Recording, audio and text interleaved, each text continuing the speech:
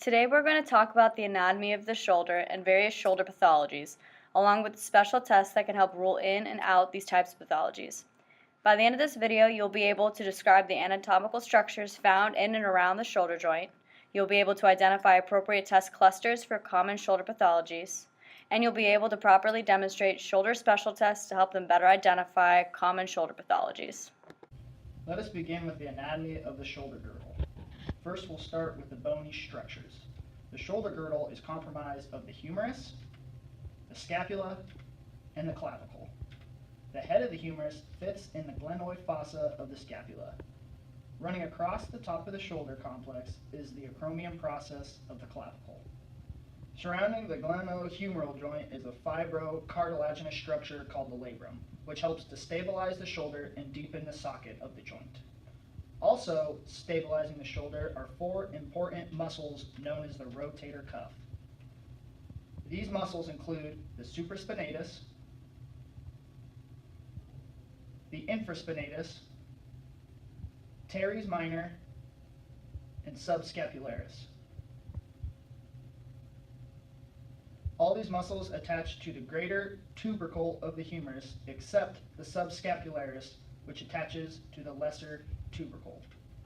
Now let's talk about typical pathologies of the shoulder girdle. Let's start with impingement.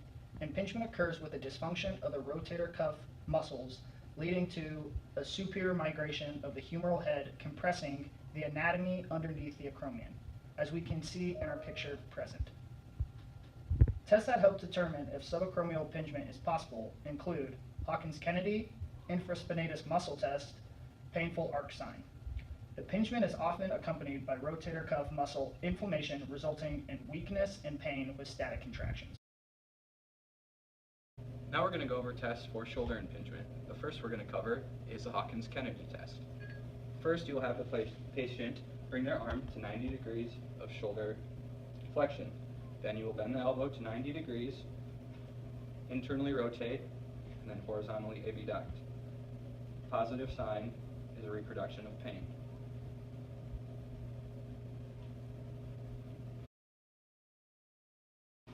Next, we'll be talking about the infraspinatus muscle test. First, you'll start by placing a towel roll under the patient's arm to keep their arm placed close by their side. Next, you'll have the patient bend the elbow to 90 degrees, slightly internally rotate, and then push out into your hand. Good. A positive sign would be a reproduction of pain or a weak infraspinatus muscle test. The final test for impingement is the painful arc test. You will perform this by having the patient put their thumb up towards the ceiling, starting with their arm by their side, and asking them to raise their arms straight up.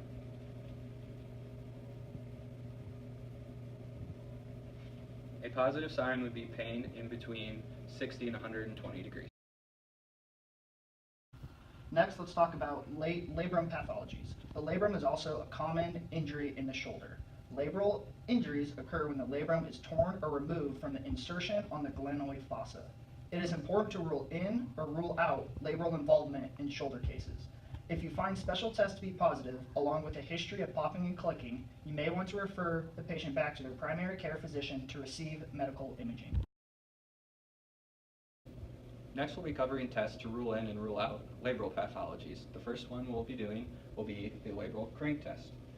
You start by bringing the patient out into some shoulder abduction, compress the joint, and then bring them into full internal rotation, and then bring them back to full external rotation. Then you can explore the joint further throughout different ranges of motion. A positive sign would be popping, clicking, catching, or reproduction of pain. The next test we'll cover is the anterior slide. This is also for labral tears. You'll start by having the patient place their hand on their hip with the thumb facing behind them. Then you'll place your hand on their clavicle and superior scapula to stabilize it, and then place the hand at the elbow, pushing up anteriorly and superiorly. Again, positive signs are popping, clicking, or reproduction of pain. The final test to rule in and rule out labral tears is a patient's report of popping, clicking, or catching of the shoulder. Today we reviewed the anatomy of the shoulder, various shoulder pathologies and injuries, and the special test to rule in or rule out these pathologies. Hopefully you found this brief video helpful and enjoyable. Thank you for your attention.